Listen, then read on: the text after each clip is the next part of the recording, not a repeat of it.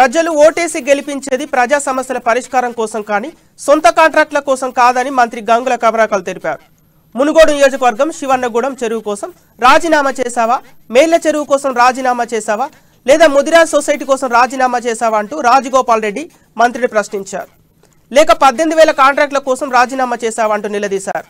రాజగోపాల్ రెడ్డి స్వార్థం కోసమే ఉప ఎన్నిక వచ్చిందని గంగుల కమలాకర్ విమర్శించారు.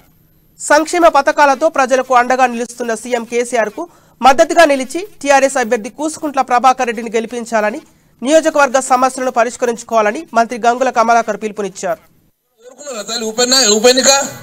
శివన్నగూడెం చెరువు కావాలని చెప్పి రాజీనామా చేసినావా? నువ్వు రాజగోపాల్ రెడ్డి మేళ్ల చెరువు కోసం రాజీనామా చేసినావా? మా ముదిరాజు అక్కడ సొసైటీ ఏర్పాటు చేయాలని రాజీనామా చేసినావా? దేనికి రాజీనామా చేసినావు?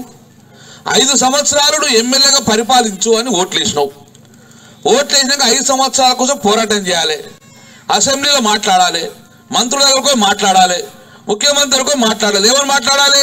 నన్ను నమ్ముకున్న సంస్థ నారాయణపూర్లో మా ముదిరాజు బిడ్డలు ఉన్నారు, వాళ్ళకి పోడు భూములు దున్నుకుంటారు, వాళ్ళకి పట్టాలు కావాలని చెప్పి అడిగినావు. ఆయనడన్నా శివన్నగూడెంలో నీళ్ళొత్తే చెరువత్తే మా ముదిరాజు బిడ్డలు షాపులు పెంచుకుంటారని చెప్పి రాజీనామా చేసినావా? కోట్ల రూపాయలు కావాలి మా సంస్థ నారాయణపురకు నిధులు తేవాలని చెప్పి రాజీనామా చేసినావా? ఎందుకు రాజీనామా చేసినావంటే 18,000 కోట్ల కాంట్రాక్టు ఇవ్వమని చెప్పి రాజీనామా చేసుకొని 18,000 కోట్ల కాంట్రాక్ట్ తీసుకొని రాజీనామా చేసి